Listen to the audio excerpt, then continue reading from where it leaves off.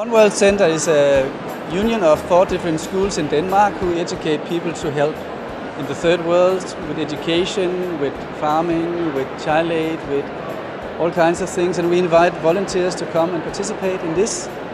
We invite people from 18 years up to 60, 70 years old to come and work together with us. Okay, hello, I'm Jorn and I'm the director of One World Center in Denmark, and I recruit people for the program in Denmark. And I'm here at the fair in Milan to meet people who are interested in doing this program. And and to tell you a little bit about what we are doing here. Yeah?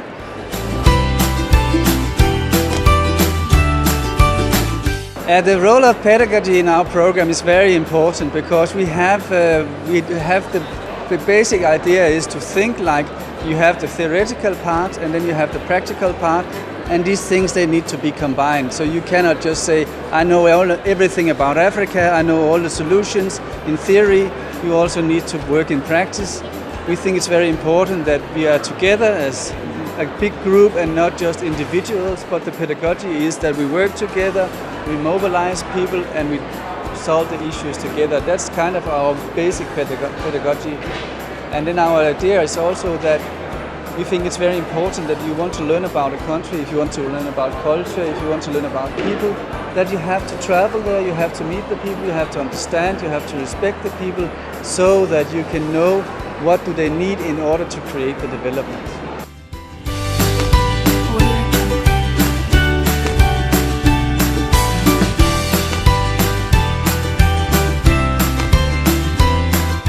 We have many programs. We have climate programs. We have Fighting with the Poor. Fighting with the Poor is a program where we work together with youngsters, with people in Africa to create better living conditions. We have pedagogy programs where we go and teach in schools and universities.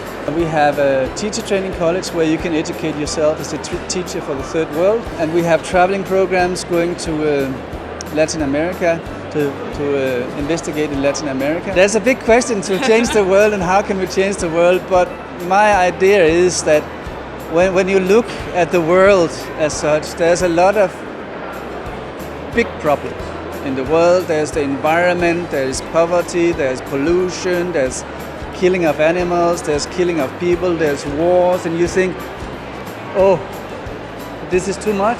I mean, you don't know all these big problems, what can I do, how can I, somebody else needs to take care. But if you look at all big problems, they consist of small problems. So we think it's very important that we start to solve problem by problem by problem, and then we are many to do this, and the more problem we solve, the easier it is to solve the next problem, so that we take the problems apart and solve them one by one. And we believe that is to educate, it's to educate, and it's to educate people so they can take the responsibility for their own life. We think it's very good for young people or for old people or whoever who wants to make a change in this world to join us, because when we are together we can, when you are alone you can walk fast, but when you're many you can walk along and you can make an impact. And we can see that everybody, when we come together in this program, that we'll see everybody use their capacities. One is 18 years old, come from a high school, knows a little about this. One is 40 years old, has been working for many years, knows something about some other things. And when we join the forces together and use all our capacities in the same goal to help people, then we can also make an impact. And it is also like this, that when you choose to go to One World Center, you get a big task. You're not there to go and see what's going on and looking around and maybe plant a tree or something. You have a big responsibility for the people that you work with, the children that you work with, so that you as a person also make an impact. You do not change the world in one go, but you're part of the process. So you can feel that you make a difference when you are together with us. We are another kind of school because we're not an ordinary school. You don't sit for 8 hours and study and then you go home and make homework, and then you come the next day and then you go to exams and then you pass the exams and then you are a teacher. We have, for instance, in our teacher training college, it's combined with that you work, you study, you earn money, you do the practice, you work together with the people so that you go and study something Then you go and do it in practice, sorry.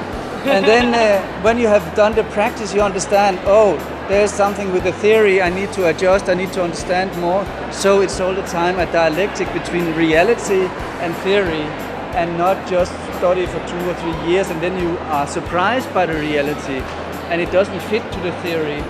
But we would do it continuously, so that every day you have the practice, every day you have the theory, and then this about being together, so it's not a competition. When you are in a team at our school, you're not in competition with each other, you're working together to achieve the goal.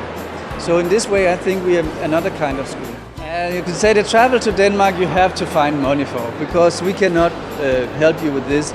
But if you want to do the program and you cannot afford to do the program, we have what we call saving up, and then we organize the people who don't have the money to come together with us, to have different jobs where you can earn the money to do the program. Thank you. Okay? Bene.